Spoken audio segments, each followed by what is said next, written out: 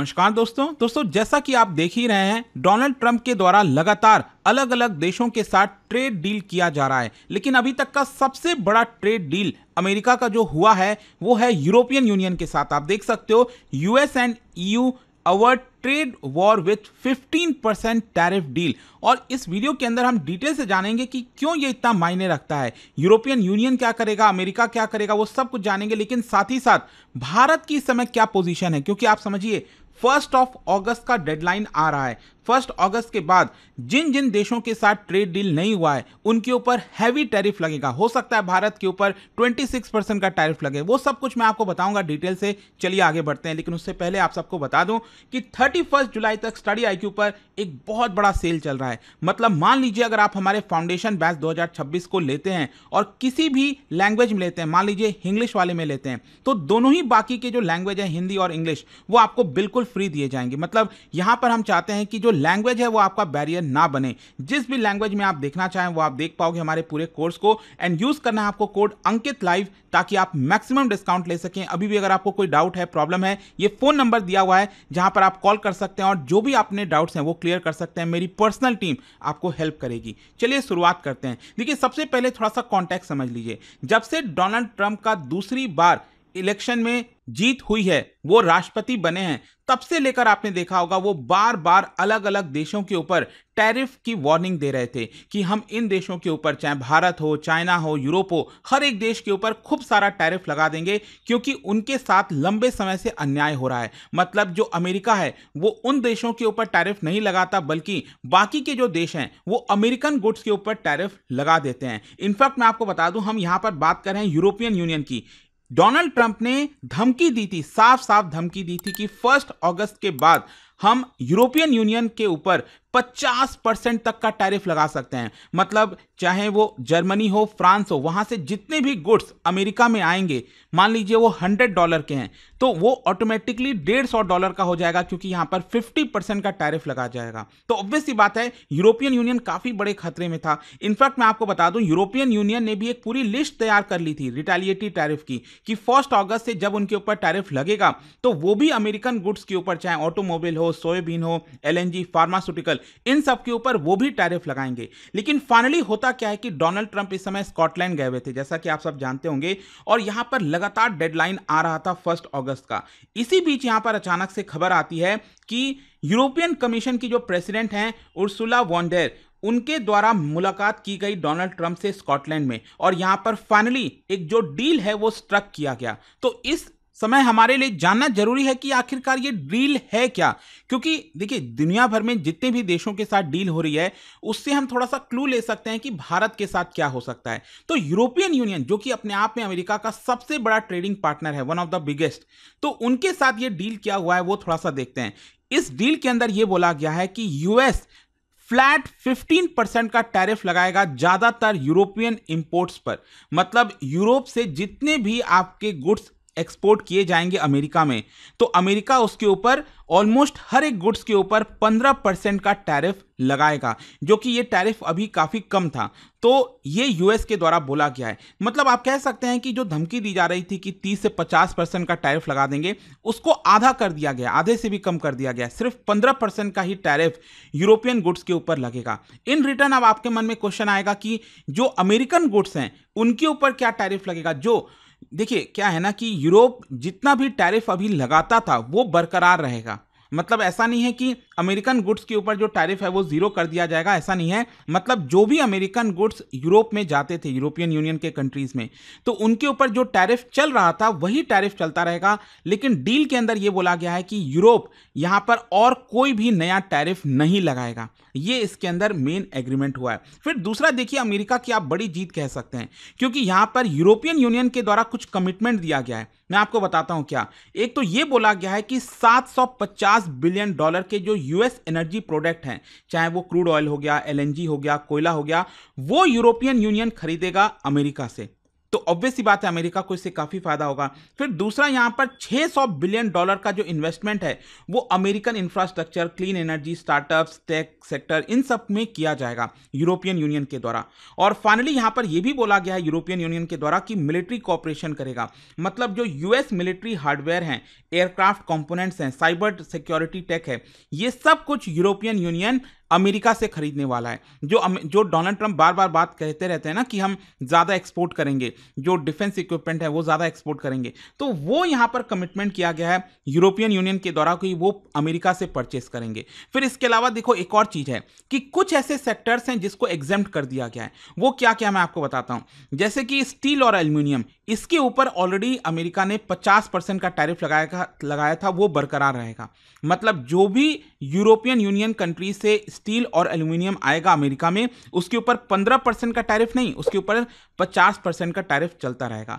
फिर इसके अलावा medical equipment, pharmaceutical, aircraft part, इसको फुल या पार्शियल टैरिफ एग्जम्पशन दे दिया गया है। मतलब इन सब के ऊपर शायद उतना टैरिफ नहीं लगाएगा अमेरिका। और जहां तक एग्रीकल्चर का सवाल है तो देखिए कुछ जो यूरोपियन यूनियन एग्रीकल्चरल प्रोटेक्शंस हैं वो रिमेन रहेंगे। मतलब यूएस अपने एग्रीकल्चर गुड्स को धड़ल्ले से यूरोपियन यूनियन के अंदर नहीं बेच पाएगा, इसके ऊपर थोड़ा सा रेस्ट्रिक्शंस लगा। और आपको याद होगा भारत भी यही चाहता है, भारत को भी इसी बात का डर है कि कहीं अमेरिका बहुत सारा अपना एग्रीकल्चर प्रोडक्ट मतलब बहा ना दे इंडियन मार्केट्स के अंदर, जिसकी वजह से हमें खतरा हो जाए। और इसके अलावा भी कुछ कुछ और चीज़ें हैं जो बहुत इंपॉर्टेंट नहीं है, लेकिन जैसे यहाँ पर टेक्निकल स्टैंडर्ड्स वगैरह को दोनों जगह पर यूरोपियन यूनियन और अमेरिका में स्टैंडर्डाइज करने की कोशिश की जाएगी। फिर इसके अलावा यहाँ पर जो अमेरिकन टेक कंपनीज हैं उनको ग्रेटर एक्सेस मिलेगा यूरोपियन यूनियन की डिजिटल मार्केट के अंदर। और उसी प्रकार से जो यूरोपियन यूनियन की बैंक्स हैं उनको ऑपरेशन करने का और ज्यादा अच्छा मौका मिलेगा यूएस मार्केट के अंदर। ये कुछ कुछ चीजें हुई हैं।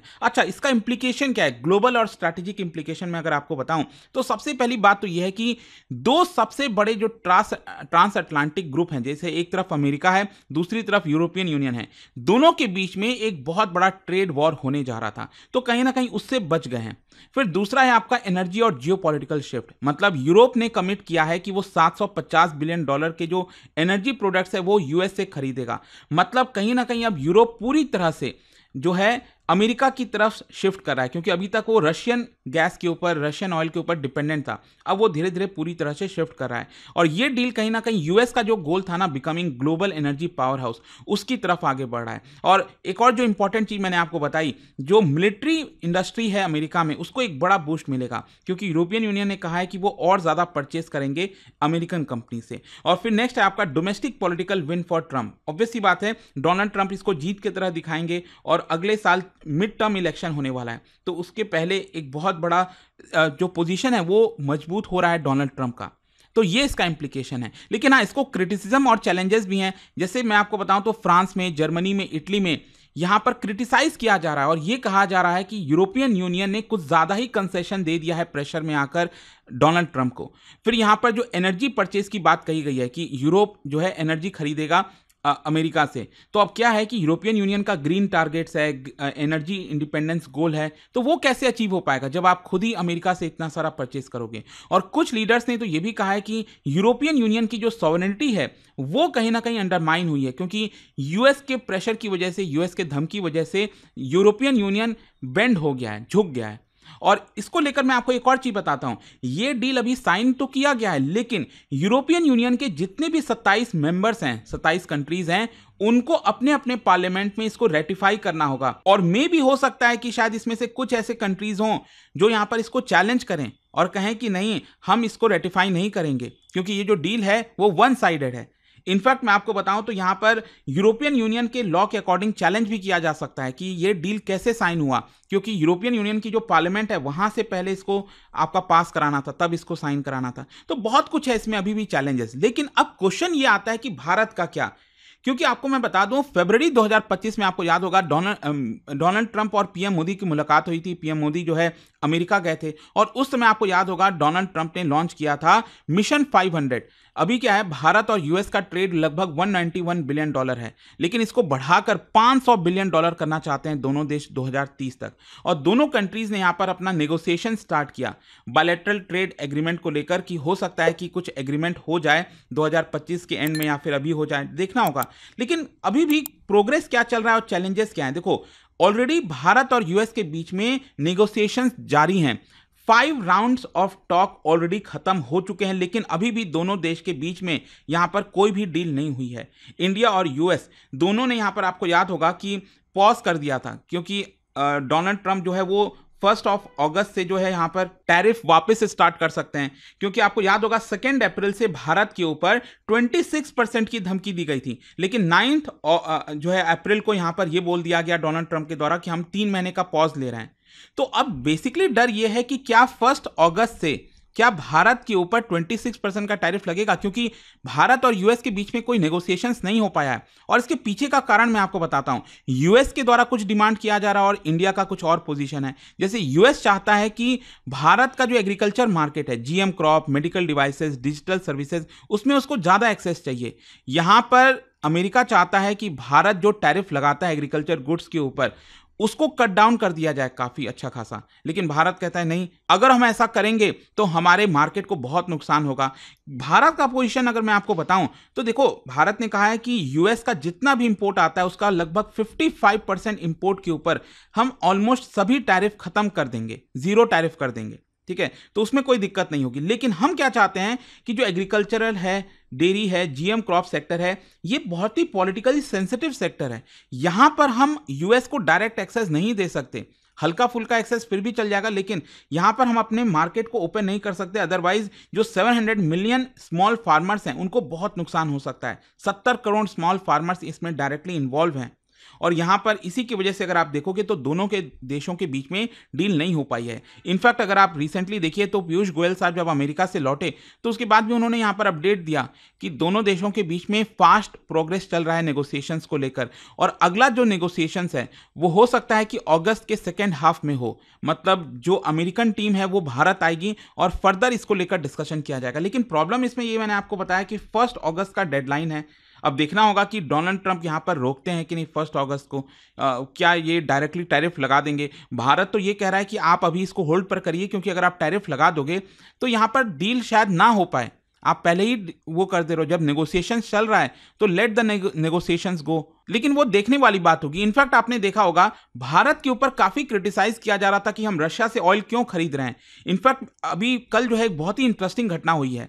क्या है कि यूके के जो हाई कमिश्नर हैं, मतलब भारत की तरफ से जो हाई कमिश्नर हैं यूके के अंदर, उनके द्वारा कुछ सवाल पूछे जा रहे थे। मैं आपको बताता हूं, यहां पर जो दुरई स्वामी हैं यूके के हाई कमिश्नर यूके के अंदर भारत की तरफ से, तो उनको यहां पर एक इंटरव्यू उन्होंने दिया British radio channel times radio को, और उसमें उनसे सवाल पूछा गया कि भारत अभी भी रशिया से ऑयल क्यों खरीद रहा है, उसको नहीं खरीदना चाहिए। और देखिए दुरई स्वामी का जवाब क्या था।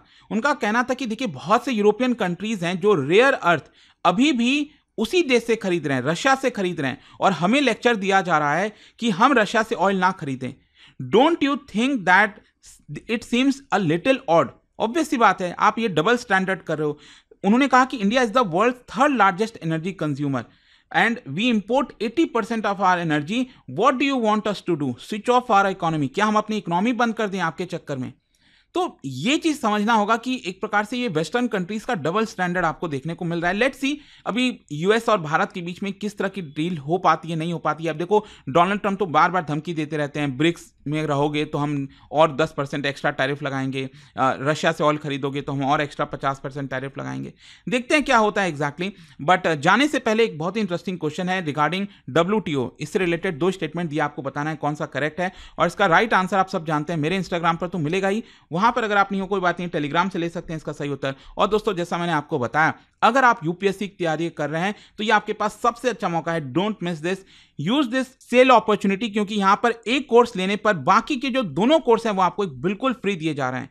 एंड कोई भी अगर आपको डाउट होता है, प्रॉब्लम होता है, तो ये फोन नंबर है, मेरी पर्सनल टीम आपको हेल्प कर देगी। ध्यान रखिएगा सिर्फ 31 जुलाई तक ही ये पूरा ऑफर वैलिड है। दोस्तों स्टडी आईक्यू का डबल धमाका सेल लाइव हो चुका है और इस बार तैयारी का गेम पूरा बदल दिया गया है।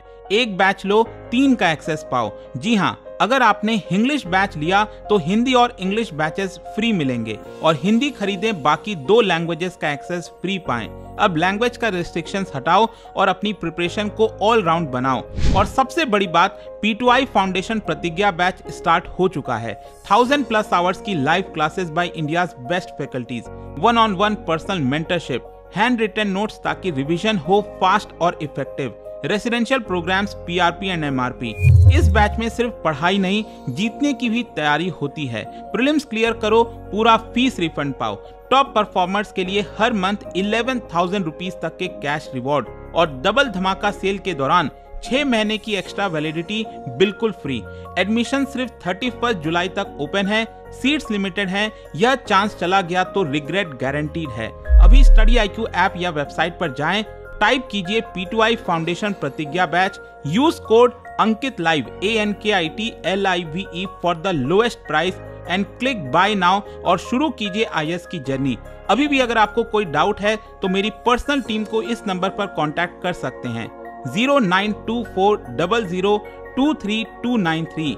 यह सिर्फ एक कोर्स नहीं, यह है IAS बनने की प्रतिज्ञा और मैं हूं आपका मेंटर इस सफर में आपके साथ। स्टडी IQ IAS, आपका सिलेक्शन हमारा मिशन।